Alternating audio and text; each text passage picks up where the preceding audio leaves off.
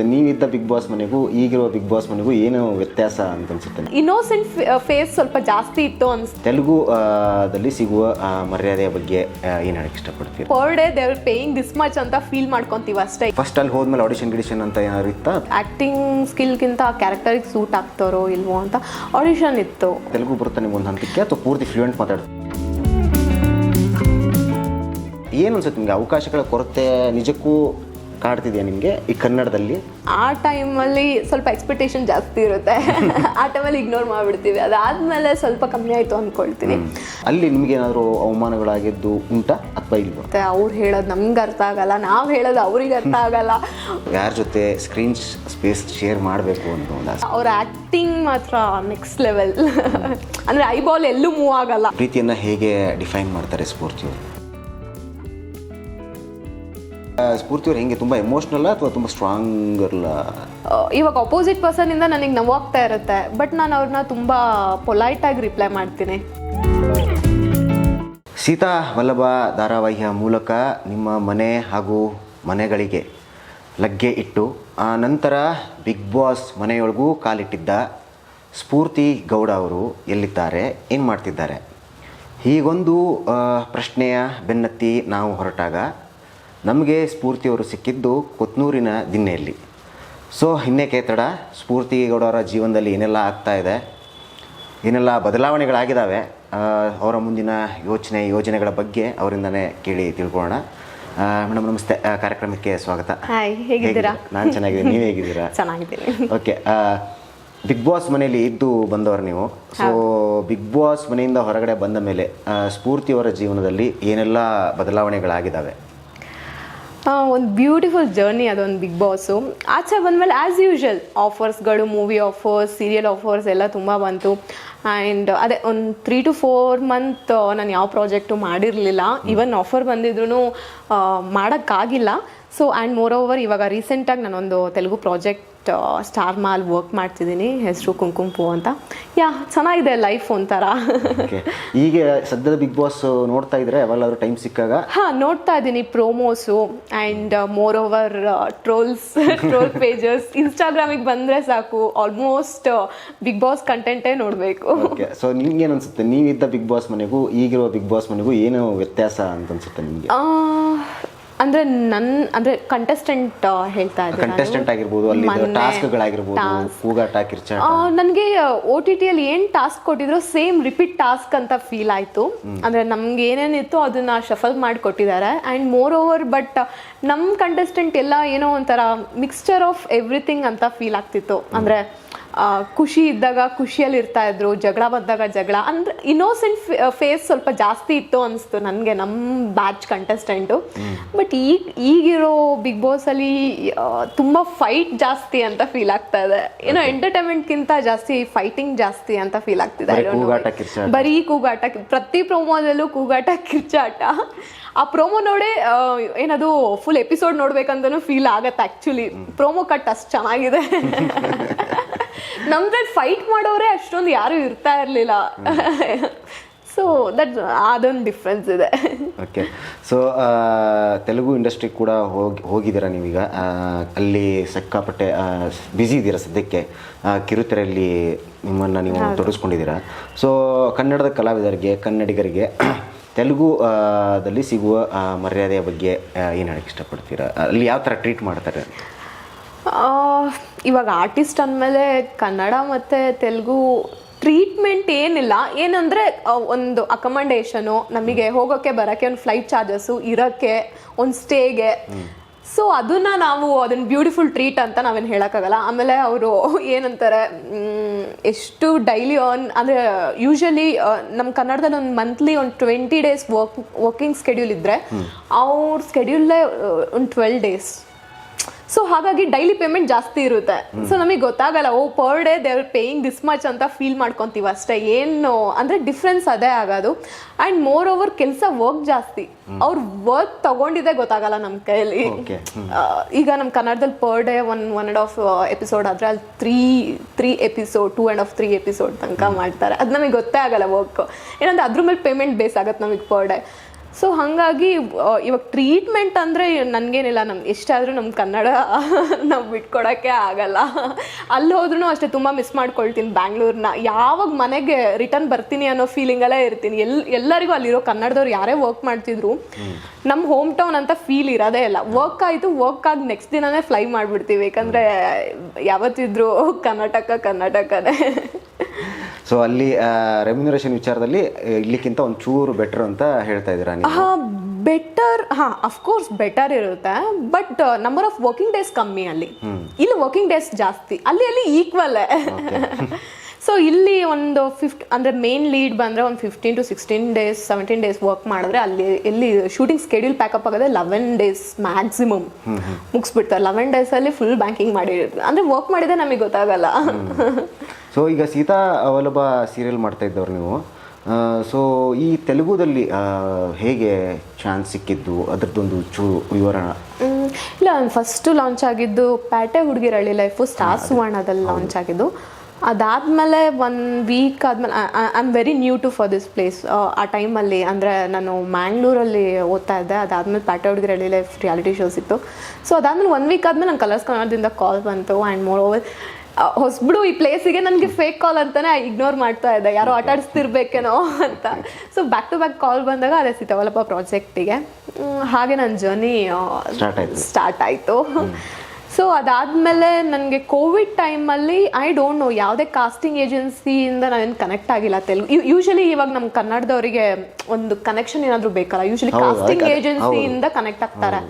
ನಂಗೆ ಗೊತ್ತಿಲ್ಲ ಎಲ್ಲಿಂದ ಅವರಿಗೆ ನಂಬರ್ ಸಿಕ್ತೋ ಏನೋ, ನಂಗೆ ಗೊತ್ತಿಲ್ಲ. All of a sudden I got a call. So first ಅಲ್ಲಿ ಹೋದ್ಮೇಲೆ ಆಡಿಷನ್ ಅಂತ ಏನಾದ್ರು ಇತ್ತಾ ಅಥವಾ? ಹೌದು, ಅಫ್ಕೋರ್ಸ್. ಇವಾಗ ಎಂಥ ದೊಡ್ಡ ಆರ್ಟಿಸ್ಟ್ ಇದ್ರೂ ಲುಕ್ ಟೆಸ್ಟ್ ಅನ್ನೋದು ಒಂದು ಇದ್ದೇ ಇರುತ್ತೆ. ಯಾಕಂದರೆ ಆ್ಯಕ್ಟಿಂಗ್ ಸ್ಕಿಲ್ಗಿಂತ ಆ ಕ್ಯಾರೆಕ್ಟರಿಗೆ ಸೂಟ್ ಆಗ್ತಾರೋ ಇಲ್ವೋ ಅಂತ ಆಡಿಷನ್ ಇತ್ತು. ಆ್ಯಂಡ್ ಎಮರ್ಜೆನ್ಸಿ, ಅವ್ರು ಬೇರೆ ಶೂಟಿಂಗ್ ಎಮರ್ಜೆನ್ಸಿ ಇದ್ದರು. ಅದು ನನ್ನ ಜಮಿನಿಯಲ್ಲಿ ಕನ್ಯಾದಾನಂ ಅಂತ ಫಸ್ಟ್ ಪ್ರಾಜೆಕ್ಟ್ ಲೀಡಾಗಿ ಮಾಡಿರೋದು. ಸೊ ಅದಾದಮೇಲೆ ನಂಗೆ ಅವಾಗ ತೆಲುಗು ಲ್ಯಾಂಗ್ವೇಜ್ ಒಂದು ವರ್ಡು ಗೊತ್ತಿರಲಿಲ್ಲ. ಸೊ ಹೇಗೆ ಬ್ಯಾಲೆನ್ಸ್ ಮಾಡಿದ್ರು ಮತ್ತೆ? ಇಲ್ಲ, ತುಂಬ ಕಷ್ಟ ಆಯ್ತು ಆ್ಯಕ್ಚುಲಿ. ಇಟ್ಸ್ ವೆರಿ ಡಿಫಿಕಲ್ಟ್ ಅಂತ ಅನಿಸ್ತು. ಯಾಕಂದರೆ ಬೇಸಿಕಲಿ ಐಮ್ ಫ್ರಮ್ ಚಿಕ್ಕಮಂಗ್ಳೂರು. ಅಂದರೆ ನನಗೆ ತೆಲುಗು ಭಾಷೆ ಅನ್ನೋದೇ ಒಂಚೂರು ಕನೆಕ್ಷನ್ ಕೂಡ ಇರಲಿಲ್ಲ, ತುಂಬ ದೂರ. ಇವಾಗ ಬ್ಯಾಂಗ್ಳೂರಲ್ಲಿ ಇರೋರಿಗೆ ಸ್ವಲ್ಪ ತಮಿಳ್ ತೆಲುಗು ಸ್ವಲ್ಪ ಕನೆಕ್ಷನ್.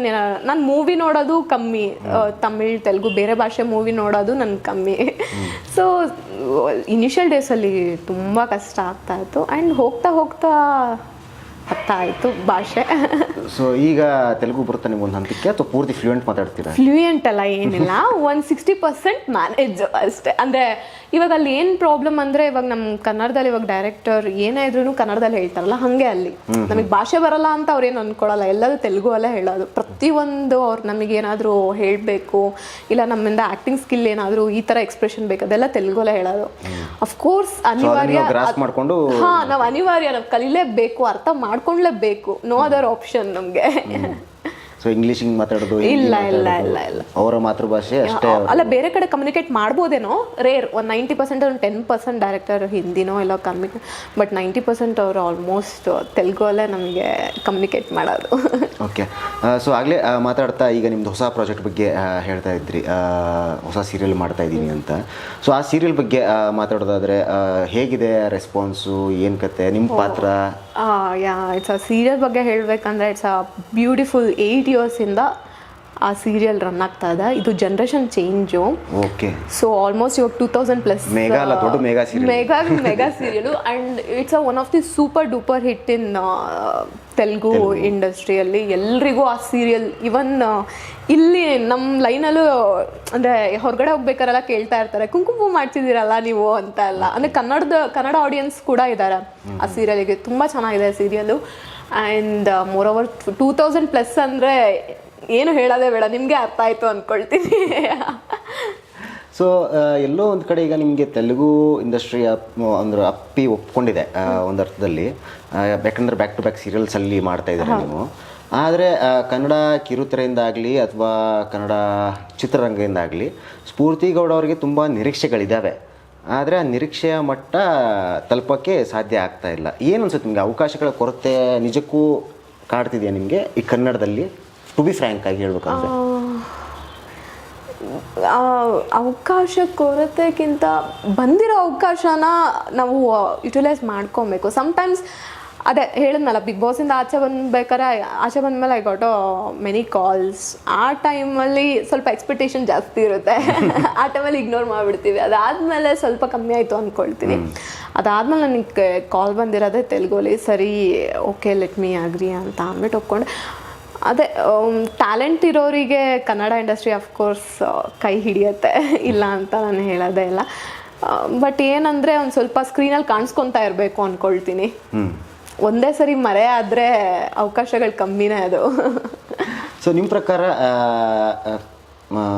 ಕನ್ನಡತಿಯಾಗಿ ಕನ್ನಡ ಇಂಡಸ್ಟ್ರಿನ ಕನ್ನಡ ಕಿರುತೆರೆಯಲ್ಲಿ ಕೆಲಸ ಮಾಡಿರೋ ಕಾರಣಕ್ಕಾಗಿ ಕನ್ನಡದ ನಟಿಯರನ್ನು ಕನ್ನಡ ಚಿತ್ರರಂಗ ಆಗಲಿ ಅಥವಾ ಕಿರುತೆರೆ ಆಗಲಿ ಸಮರ್ಪಕವಾಗಿ ಬಳಸ್ಕೊಳ್ತಿದೆಯಾ ಅಂತ ಅನಿಸುತ್ತಾ ನಿಮಗೆ? ನಿಮ್ಮ ವಿಚಾರದಾಗ ಯೂಶಲ್ ಎಲ್ಲ ಹೌದು. ಇವಾಗ ಏನಂದರೆ ಪೇಮೆಂಟು ಅದು ಇದು ಅಂದ್ಕೊಂಡು ನಮ್ಮ ಕನ್ನಡದವರೇ ಇವಾಗ ತುಂಬ ಜನ ತೆಲುಗುಗೆ ಶಿಫ್ಟ್ ಆಗ್ತಾ ಇದ್ದಾರೆ. ಸೊ ಬಟ್ ಅವರವರು ವೈಯಕ್ತಿಕ, ಅದು ನಾವೇನು ಪಾಯಿಂಟ್ ಔಟ್ ಮಾಡೋಕ್ಕಾಗಲ್ಲ. ಬಟ್ ನನಗೆ ಇವಾಗ ನನಗೆ ಇನ್ನೊಂದು ತೆಲುಗು ಪ್ರಾಜೆಕ್ಟ್ ಬಂದು ಕನ್ನಡ ಯಾವುದಾದ್ರೂ ಆಫರ್ ಬಂದರೆ ನಾನು ಅಫ್ಕೋರ್ಸ್ ನಾನು ಕನ್ನಡದಲ್ಲೇ ನನಗೆ ಬೆಳಿಬೇಕು ಅಂತಲೇ ಆಸೆ. ಯಾಕಂದರೆ ಈಗ ನಮ್ಮ ಫ್ಯಾಮಿಲಿ ಫುಲ್ಲು ರಿಲೇಟಿವ್ಸ್ ಆಗಲಿ ಫ್ರೆಂಡ್ಸ್ ಆಗಲಿ ಅಫ್ಕೋರ್ಸ್ ಎಲ್ರಿಗೂ ಇವಾಗ ಈಗ ನಮ್ಮ ಮನೇಲಿ ಯಾರು ಇವಾಗ ನಾನು ತೆಲುಗು ಸೀರಿಯಲ್ ಮಾಡ್ತಿದ್ದೀನಿ, ಯಾರು ನೋಡ್ತಾನೆ ಇಲ್ಲ. ಅದು ಒಂದು ಪ್ರಾಬ್ಲಮ್ಮೇ. ಇವಾಗ ನಾನು ತೆಲುಗಲ್ಲಿ 2-3 ಅಷ್ಟು ಪಾಪ್ಯುಲರ್ ಸೀರಿಯಲ್ಲು ಕರ್ನಾಟಕದಲ್ಲೂ ಅದು ಪಾಪ್ಯುಲರು, ತುಂಬ ಜನಕ್ಕೆ ಗೊತ್ತು. ಆ ಹೆಸರು ಕೇಳಿದ್ರೆ ಹೇಳ್ತಾರೆ, ಓ ಸೂಪರ್ ಹಿಟ್ ಸೀರಿಯಲ್ ಅಲ್ವಾ ಅದು, ಅಲ್ಲಿ ಮಾಡ್ತಾ ಇದ್ದೀರಾ ಅಂತ ತುಂಬ ಜನ ಹೇಳಿದ್ದಾರೆ ನಮ್ಮ ಆರ್ಟಿಸ್ಟ್. ಸೊ ಹಾಗಾಗಿ ಅಷ್ಟು ದೊಡ್ಡ ಸೂಪರ್ ಡೂಪರ್ ಹಿಟ್ ಇರೋ ಸೀರಿಯಲ್ ಆದ್ರೂ ನಮ್ಮ ಮನೇಲಿ ನೋಡ್ತಾ ಇಲ್ಲ. That's the problem. ಅದೇ ಇವಾಗ ಅಂದರೆ ಏನಂದರೆ ಭಾಷೆನೂ ಅರ್ಥ ಆಗಲ್ಲ ಇವಾಗ ಪೇರೆಂಟ್ಸಿಗೆ, ಇಲ್ಲ ನಮ್ಮ ರಿಲೇಟಿವ್ಸು, ಇಲ್ಲ ಸುತ್ತಮುತ್ತ ಇರೋರಿಗೂ ಅದು ಪ್ರಾಬ್ಲಮ್ಮೇ ಆಗುತ್ತೆ. ಬಟ್ ನನಗೇನು ಅಂದರೆ ನಾನು ಕನ್ನಡದಲ್ಲೇ ಬೆಳಿಬೇಕಂತಲೇ ಆಸೆ. ಈಗಲೂ ಅಷ್ಟೇ, ನಂಗೆ ಎಲ್ಲೋ ಒಂದು ಕಡೆ ಅಲ್ಲಿ ಮಾಡಬೇಕಾದ್ರೂ ಅನಿಸುತ್ತೆ, ಅಯ್ಯೋ ನಮ್ಮ ಕರ್ನಾಟಕ ಬಿಟ್ಬಿಟ್ಟು ಇಲ್ಲೆಲ್ಲೋ ಬಂದ್ಬಿಟ್ಟು ಇಲ್ಲೇನೋ ಅನ್ಸ್ಕೊಂಡು ಇಷ್ಟು ಕಷ್ಟಪಟ್ಟು ಬೆಳಗ್ಗೆಯಿಂದ ಸಂಜೆವರೆಗೂ. ಸೊ ಈಗ ಈ ಜರ್ನಿಯಲ್ಲಿ ಅಂದರೆ ಈಗ ಕನ್ನಡದಿಂದ ಅಲ್ಲಿ ಹೋಗಿ ಸೀರಿಯಲ್ಗಳು ಮಾಡ್ತಿರೋ ಈ ಸಮಯದಲ್ಲಿ ಅಲ್ಲಿ ನಿಮಗೇನಾದರೂ ಅವಮಾನಗಳಾಗಿದ್ದು ಉಂಟಾ ಅಥವಾ ಇಲ್ವಾ? ಅವಮಾನಗಳು ಅಂದರೆ ಇವಾಗ ಇನಿಷಿಯಲ್ ಡೇಸಲ್ಲಿ ಆಗಿರ್ಬೋದು. ಇನಿಷಿಯಲ್ ಡೇಸಲ್ಲಿ ಅಫ್ಕೋರ್ಸ್ ಇವಾಗ ಲ್ಯಾಂಗ್ವೇಜ್ ಬರೆದಿದ್ದಾಗ ಕಷ್ಟ ಆಗುತ್ತೆ. ಅವ್ರು ಹೇಳೋದು ನಮ್ಗೆ ಅರ್ಥ ಆಗಲ್ಲ, ನಾವು ಹೇಳೋದು ಅವ್ರಿಗೆ ಅರ್ಥ ಆಗಲ್ಲ. ಒಳ್ಳೆ ಮೂಕ ಅಭಿನಯ ಥರ ಆಡ್ತಾ ಇರ್ತೀವಿ. ಆ್ಯಂಡ್ ಮೋರ್ ಓವರ್ ಅಂದರೆ ಟೀಮ್ ಚೆನ್ನಾಗಿತ್ತು, ಕೋಪ್ರೇಟ್ ಮಾಡ್ತಾಯಿದ್ರು, ಅಂದರೆ ಅರ್ಥ ಆಗಲ್ಲ ಅಂತ. ಆಮೇಲೆ ಏನಂದರೆ ಇವಾಗ ಎಲ್ಲ ಆರ್ಟಿಸ್ಟು ತೆಲುಗು ಅವ್ರು ಇರ್ತಾರೆ, ನಾವು ಒಬ್ಬರೇ ಕನ್ನಡದವ್ರು ಇದ್ದಾಗ ಅದು ತುಂಬಾ ಕಮ್ಯುನಿಕೇಟ್ ಮಾಡೋದು ಸಖತ್ ಕಷ್ಟ. ಲೋನ್ಲಿನೆಸ್ ಫೀಲ್ ಆಗುತ್ತೆ, ಯಾರು ಇಲ್ಲ ಹಾಗೆ ಹೆಂಗೆ ಅಂತ. ಈ ಕುಂಕುಂಪು ಅಂದರೆ ಈ ಪ್ರೆಸೆಂಟ್ ಸೀರಿಯಲಲ್ಲಿ ನಮ್ಮ ಕನ್ನಡದವರೇ ಒಂದು 5-6 ಜನ ಇದ್ದೀವಿ. ನಮ್ಗೇನು ಪ್ರಾಬ್ಲಮ್ ಇಲ್ಲ. ಅಂದರೆ ಆನ್ ಸ್ಕ್ರೀನಲ್ಲಿ ಮಾತ್ರ ತೆಲುಗು ಡೈಲಾಗ್ಸು ಅಷ್ಟೇ, ಮತ್ತೆ ರೂಮಿಗೆಲ್ಲ ಬಂದರೆ ಫುಲ್ ಕನ್ನಡದಲ್ಲೇ ಮಾತಾಡ್ಕೊಂಡು ಇರ್ತೀವಿ. ಸೊ ದಟ್ಸ್ ಅದೇ ಅದೊಂದು ಖುಷಿ. ಅಂದರೆ ಇವಾಗ ಏನು ನಾನು ತೆಲುಗಲ್ಲಿ ವರ್ಕ್ ಮಾಡ್ತಿದ್ದೀನಿ ಅಂತ ಎನ್ವಿರಾನ್ಮೆಂಟ್ ಏನೂ ನಂಗೆ ಫೀಲ್ ಆಗಿಲ್ಲ. ಸೊ ಹಾಗೆ. ಸೊ ನಿಮಗೆ ಕನ್ನಡದಲ್ಲಿಯೇ ಬೆಳಿಬೇಕು ಅನ್ನೋ ಆಸೆ, ಆದರೆ ಸದ್ಯಕ್ಕೆ ತೆಲುಗುದಲ್ಲಿ ಮಾಡ್ತಾ ಇದ್ದಾರೆ. ಕನ್ನಡ ಮತ್ತು ತೆಲುಗು ಹೊರತುಪಡಿಸಿ ಸ್ಫೂರ್ತಿಯವರಿಗೆ ಬೇರೆ ಭಾಷೆಗೆ ಹೋಗೋ ಏನಾದ್ರು ಪ್ಲ್ಯಾನು ಐಡಿಯಾ ಇದೆಯಾ? ಪ್ರಯತ್ನ ಏನಾದ್ರು ಪಟ್ಟಿದ್ದೀವಿ? ಇಲ್ಲ, ನನಗೆ ಪ್ರಯತ್ನಕ್ಕಿಂತ ನನಗೆ ತೆಲುಗುನೂ ಅಷ್ಟೇ. ನಾನೇನು ಪ್ರಯತ್ನಕ್ಕಿಂತ I got a call, okay ಅದನ್ನು ತೊಗೊಂಡೆ ಅಷ್ಟೇ. ಅಂದರೆ ಅವಕಾಶನ ಬಿಡಬಾರ್ದು ಅಂತ. ಬಟ್ ಯಾವ ಲ್ಯಾಂಗ್ವೇಜ್ನ ಮುಂದೆ ಇಟ್ರು ಕನ್ನಡದಲ್ಲೇ ಬೆಳಿಬೇಕಂತಾನೆ ಆಸೆ ನನಗೆ. ಓಕೆ, ಫಸ್ಟ್ ಪ್ರಿಫರೆನ್ಸ್ ಕನ್ನಡನೇ. ಓಕೆ, ಕನ್ನಡ ಇಂಡಸ್ಟ್ರಿಯಲ್ಲಿ ಈಗ ನಿಮಗೊಂದು ಅವಕಾಶ ಸಿಗುತ್ತೆ ಅಂತ ಅಂದ್ಕೊಳ್ಳಿ ಆ್ಯಕ್ಟ್ ಮಾಡೋಕ್ಕೆ ಅಂತ. ಯಾರ ಜೊತೆ ಆದರೂ ಆ್ಯಕ್ಟ್ ಮಾಡಬೇಕು ಅಂತ ಆದರೆ ಪರ್ಟಿಕ್ಯುಲರ್ ಆಗಿ ಆ ಹೀರೋ ಯಾರ ಜೊತೆ ಸ್ಕ್ರೀನ್ ಸ್ಪೇಸ್ ಶೇರ್ ಮಾಡಬೇಕು ಅಂತ ಒಂದು ಆಸೆ? I think Sudeep sir. Okay, because personally ಅಂದರೆ ಇವಾಗ ಬಿಗ್ ಬಾಸಲ್ಲಿ ಅವರೇ ಹೋಸ್ಟ್ ಆಗಿದ್ದು. ಸೊ ನನಗೆ ಅವ್ರು ನೋಡಿದಾಗಲೆಲ್ಲ ಅಂದರೆ he is my favourite hero. ಅವ್ರು ಮಾತಾಡೋ ವೇ, ಅವ್ರ ಆ್ಯಟಿಟ್ಯೂಡು, ಅವ್ರು ಕ್ಯಾರಿ ಮಾಡೋ ಅವ್ರ personality, is such a very nice Guy. So ಅವ್ರ ಜೊತೆ ಸ್ಕ್ರೀನ್ ಸ್ಪೇಸ್ ಶೇರ್ ಮಾಡಬೇಕು ಅನ್ನೋ ಆಸೆ. ಸೊ ರೀಸೆಂಟಾಗಿ ಸ್ಫೂರ್ತಿಯವ್ರು ನೋಡಿದ ಸಿನಿಮಾ ಯಾವುದು ಅಂತ ಹೇಳ್ಬೋದು? ರೀಸೆಂಟಾಗಿ ಇದು ಅನಿಮಲ್ ನೋಡಿದೆ. ಓಕೆ, ನಿಮ್ಗೆ ಹೇಗೆ ಅನ್ನಿಸ್ತು ಅನಿಮಲ್? ಯಾಕಂದರೆ ಸಿಕ್ಕಾಪಟ್ಟೆ ಚರ್ಚೆಗೀಡಾಗ್ತಾ ಇರೋ ಸಿನಿಮಾ ಅದು. ಸೊ ಪರ್ಸ್ನಲಿ ನಿಮ್ಮ ರಿವ್ಯೂ ಏನು ಅನಿಮಲ್ ಸಿನಿಮಾ? ಅಂದರೆ ಏನಂದರೆ ಆ್ಯಕ್ಟಿಂಗ್ ರಣಬೀರ್ ಕಪೂರ್ ಅವ್ರ ಆ್ಯಕ್ಟಿಂಗ್ ಅಂದರೆ ಅವ್ರ ಆ್ಯಕ್ಟಿಂಗೇ ನೋಡ್ತಾ ಇರಬೇಕು ಅನ್ಸುತ್ತೆ. ಸ್ಟೋರಿ ಹೇಗಿದೆ ಏನು ನನಗೆ ಅದಕ್ಕಿಂತ ಅವ್ರ ಆ್ಯಕ್ಟಿಂಗ್ ಮಾತ್ರ ನೆಕ್ಸ್ಟ್ ಲೆವೆಲ್. ಅಂದರೆ ಐಬಾಲ್ ಎಲ್ಲೂ ಮೂವ್ ಆಗಲ್ಲ ಅವ್ರ ಆ್ಯಕ್ಟಿಂಗ್ ವೈಸ್ ಬಂದಾಗ. ಅದು ಬಿಟ್ಟರೆ ಏನು ಸ್ಟೋರಿ ವೈಸ್ ಬಂದಾಗ ನಂಗೆ ಇಷ್ಟ ಆಗಿಲ್ಲ. ಸೊ ಔಟ್ ಆಫ್ ಎಷ್ಟು 1.5 2 stars? I think 2. Okay. So acting ಹೊರತುಪಡಿಸಿ ಸ್ಫೂರ್ತಿಯವರ ಉಳಿದ ಹವ್ಯಾಸಗಳು ಏನು ಮಾಡ್ತಾರೆ ಫ್ರೀ ಟೈಮಲ್ಲಿ? ಫ್ರೀ ಟೈಮಲ್ಲಿ ಅದೇ ಮೂವಿಗೆ ಹೋಗ್ತೀನಿ, ಇಲ್ಲ ಯೂಶ್ವಲಿ ಟ್ರಿಪ್ ಮಾಡೋಕ್ಕೆ ಇಷ್ಟ. ಈಗ ರೀಸೆಂಟಾಗಿ ಕೇಳಕ್ಕೆ ಹೋಗಿ ಬಂದೆ. Okay. So and more over ಜಾಸ್ತಿ ಮೊಬೈಲಲ್ಲಿ ಇರ್ತೀನಿ. ಇನ್ಸ್ಟಾಗ್ರಾಮ್, ಫೇಸ್ಬುಕ್, ಸೋಷಿಯಲ್ ಮೀಡಿಯಾದಲ್ಲಿ. ಆ್ಯಂಡ್ ಬುಕ್ಕೆಲ್ಲ ಓದೋದೆಲ್ಲ ಏನು ಅಭ್ಯಾಸ ಇಲ್ಲ. ಸೊ ಬುಕ್ಕಿಶ್ ಅಲ್ಲ ನೀವು? No no no. ಸೊ ಮೊಬೈಲ್ಗೆ ಅಡಿಕ್ಟ್ ಆಗಿದ್ದೀರಾ? Mobile, TV or outside trip ಅಷ್ಟೇ. ಸೊ ನಿಮ್ಮ ನೆಚ್ಚಿನ ನಟ, ನಟಿ ಮತ್ತು ನಿರ್ದೇಶಕ? ನಿರ್ದೇಶಕ ಐ ಥಿಂಕ್ ಪ್ರೇಮ್ ಸರ್. ಯಾಕಂದರೆ ಜೋಗಿ ಮೂವಿ ನಾನು ತುಂಬ ಚಿಕ್ಕವಳಿರ್ಬೇಕಾದ್ರೆ ನಮ್ಮ ಮಮ್ಮಿ ಜೊತೆ ಹೋಗಿ ನೋಡಿರೋದು. ಅದು ಏನದು ಅಮ್ಮನ ಸೆಂಟಿಮೆಂಟ್ ತುಂಬ ಚೆನ್ನಾಗಿ ತೋರಿಸಿದ್ದಾರೆ. ಇದುವರೆಗೂ ನಾನು ಅಂಥ ಮೂವಿ ನೋಡಿಲ್ಲ ಅಂದ್ಕೊಳ್ತೀನಿ. ಇದುವರೆಗೂ ನೋಡಿಲ್ಲ ಅಂದರೆ ನಂಗೆ ಫೀಲ್ ಆಗಿಲ್ಲ ಅಂತ. ಅಷ್ಟು ಫೀಲ್ ಆ ಜೋಗಿ ಮೂವಿಯಲ್ಲಿ ಅಷ್ಟು ಚೆನ್ನಾಗಿದೆ. ಸಾಂಗಿಂದ ಹಿಡಿದು ಅಟ್ಯಾಚ್ಮೆಂಟ್, ಮದರ್ ಲವ್ ನಂಗೆ ಬೇರೆ ಮೂವಿಯಲ್ಲಿ ಎಲ್ಲೂ ಕಾಣಿಸಿಲ್ಲ. ಹೀರೋ ಸುದೀಪ್ ಸರ್, ಹೀರೋಯಿನ್ ಕನ್ನಡದಲ್ಲಿ ಸ್ವಲ್ಪ ಹೀರೋಯಿನ್ ಕರ್ತೆ I think at present Sreeleela. ಅವರು ತೆಲುಗುಗೆ ಹೋಗ್ಬಿಟ್ರು. ಅವರು ತೆಲುಗುಗೆ ಅದಕ್ಕೆ ಹೇಳಿದೆ ಕನ್ನಡ ಹೀರೋಯಿನ್ ಅಂದರೆ ಎಲ್ಲ ತೆಲುಗುಗೆ ಜಂಪ್ ಆಗಿದ್ದಾರೆ. ಇವಾಗ ಸ್ವಲ್ಪ ಜಸ್ಟ್ ಥಿಂಕಿಂಗ್ ಕನ್ನಡದಲ್ಲೇ ಇಲ್ಲಿ ಯಾರಿದ್ದಾರೆ, ಇವನ್ ಆಶಿಕಾ ರಂಗನಾಥ್ ಅಂತ ಎರಡಾದರೂ ಅವರು ಇವಾಗ ರೀಸೆಂಟಾಗಿ ತೆಲುಗಲ್ಲಿ ಮೂವಿ ಮಾಡ್ತಿದ್ದಾರೆ. ಸೊ ನಿಮ್ಮ ನೆಚ್ಚಿನ ರೋಲ್ ಮಾಡೆಲ್ ಯಾರು ಮತ್ತೆ ಯಾಕೆ? ರೋಲ್ ಮಾಡೆಲ್ ಅಂತ ಬಂದರೆ ನನ್ನ ತಂದೆನೇ. ಸೊ ಯಾಕೆ ಅಂದರೆ ಅಫ್ಕೋರ್ಸ್ ಇವಾಗ ಎಲ್ರಿಗೂ ರೋಲ್ ಮಾಡೆಲ್ ಪರ್ಸ್ನಲಿ ಅಂತ ಬಂದಾಗ ಅವ್ರ ಅಪ್ಪ ಇಲ್ಲ ಅಮ್ಮ ಅಫ್ಕೋರ್ಸ್ ಇದ್ದೇ ಇರ್ತಾರೆ. ಯಾಕಂದರೆ ಚಿಕ್ಕ ವಯಸ್ಸಿಂದ ನಮ್ಮನ್ನು ಬೆಳೆಸಿದ್ದಾರೆ, ಹೇಗಿರಬೇಕು ಅನ್ನೋದು ಹೇಳ್ಕೊಟ್ಟಿದ್ದಾರೆ. ಸೊ ಹಾಗಾಗಿ ಸ್ಫೂರ್ತಿಯವರ ಪ್ರಕಾರ ಪ್ರೀತಿ ಅಂದ್ರೇನು? ಪ್ರೀತಿಯನ್ನು ಹೇಗೆ ಡಿಫೈನ್ ಮಾಡ್ತಾರೆ ಸ್ಫೂರ್ತಿಯವರು? ಅಂದರೆ ನಿಮ್ಮ ಪ್ರಕಾರ what is love? Love is what to say emotional attachment. Yeah ಅಷ್ಟೇ. ಸೊ ಪ್ರೀತಿನ ಏನದು ಡಿವೈಡ್ ಮಾಡೋಕ್ಕಾಗಲ್ಲ. ಇವಾಗ ಲವ್ ಅಂದರೆ ಯಾರೋ ಹುಡುಗಂಗೆ ಕೊಡಬೇಕಂತ ಏನಿಲ್ಲ. ಇವಾಗ ಅಪ್ಪ ಅಮ್ಮ ಎಲ್ಲರಿಗೂ ನಾವು ಒಂದು ನಾನು ಹೇಗಂದರೆ ಒಂದು ಸ್ವಲ್ಪ ಯಾರಿಗಾದರೂ ನಾನು ತುಂಬ ಇಷ್ಟಪಟ್ಟರೆ I'll get so attached. Not only like ಈಗ ನನ್ನ ಪಾರ್ಟ್ನರೇ ಆಗಿರಬೇಕು ಆ ಥರ ಏನಲ್ಲ. ಇವಾಗ ಯಾರೇ ಇರಲಿ, ನನ್ನ ಫ್ರೆಂಡ್ಸೇ ಆಗಿರಲಿ, so I am like little bit emotional attach to them.